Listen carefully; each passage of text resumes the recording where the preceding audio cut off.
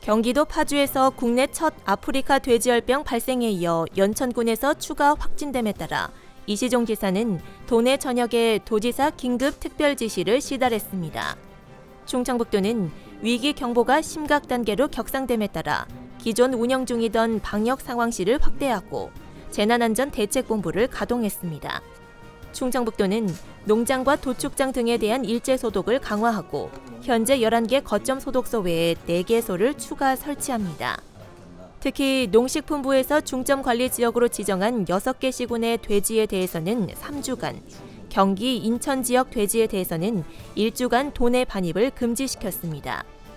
또한 양돈 농가 등에 대해서는 통제 초소를 설치해 사료, 가축, 분뇨 차량의 농장 내 진입을 금지하는 등 방역 조치를 추가로 시행하고 질병 치료 목적이 아닌 모든 외부인의 농장 출입 금지를 명령했습니다.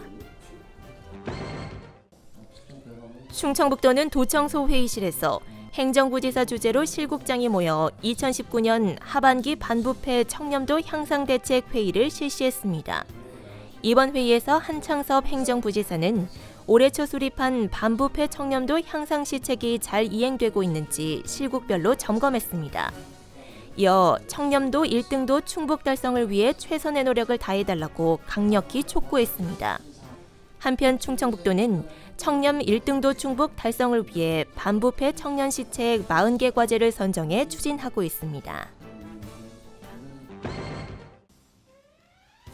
충청북도와 도의회가 도사나 공기업 사장, 출자 출연 기관장을 대상으로 하는 인사청문회 제도 도입에 합의했습니다. 이시종 지사와 장선배 도의장은 도지사실에서 인사청문회 시행을 위한 협약서에 서명했습니다.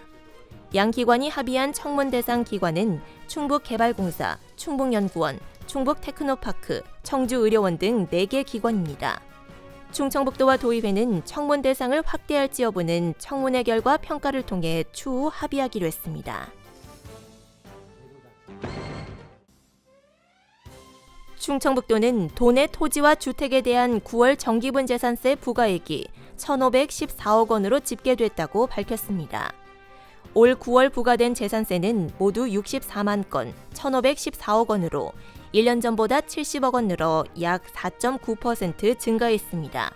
지역별로는 청주시가 755억 원으로 가장 많고 충주시, 음성군 순으로 높았으며 단양군이 가장 적었습니다. 충청북도는 개별 공시지가와 주택가격 상승, 아파트 신축 증가 등이 영향을 미쳤다고 설명했습니다. 이달 정기분 재산세 납부 기한은 오는 30일까지입니다. 충청북도는 행정안전부가 주관한 2020년 풍수의 생활권 종합정비사업을 공모한 결과 전국 최다인 4개 지구가 최종 선정됐습니다. 이에 따라 4년에 걸쳐 국비 629억 원을 지원받게 됐습니다. 충청북도는 지난 5월 사업 신청 시부터 시군과 긴밀한 협조 체계를 구축해 사업의 필요성과 타당성을 철저하게 검토해 전국 15개 지구 중 4개 지구가 최종 선정되는 쾌거를 거뒀습니다. 이번에 선정된 음성군 모래내지구, 단양군 평동지구, 괴산군 중리지구, 진천군 양화지구에 예산을 투입해 지역 주민 생활권을 종합 정비할 계획입니다. 알림마당입니다. 제29회 충북도 생활체육대회가 21일에서 22일 옥천, 보은, 영동군 등 남부 3군에서 개최됩니다. 이번 대회는 11개 시군 선수 임원 3,400여 명이 축구, 게이트볼 등 17개 종목에 참가합니다.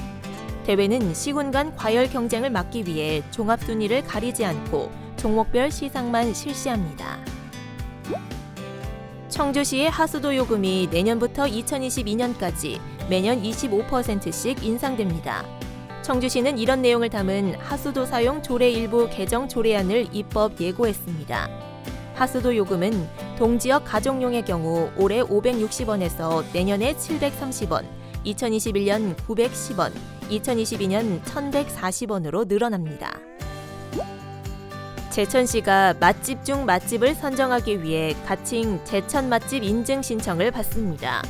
사업주가 6개월 이상 이 지역에 주소를 두고 거주한 한식, 일식, 중식, 분식, 간식업소 중 일반 음식점으로 영업 신고한 지 3년이 지난 곳이 신청 대상입니다. 제천시는 신청 음식점을 대상으로 서류 평가, 설문 평가단 심사, 가산점 평가 등을 거쳐 제천 맛집 30곳을 선정할 계획입니다. 제49회 우릉문화제가 오는 26일에서 29일 충주 공설운동장 일원에서 열립니다. 이번 축제는 문화회관 등 시내 곳곳에서 산발적으로 개최되던 행사 장소를 공설운동장과 실내체육관으로 일원화했습니다. 아울러 지역 예술인과 시민 화합을 다지고자 전시와 문화행사, 전통체험 행사 등을 다양하게 접목시켜 프로그램을 진행합니다.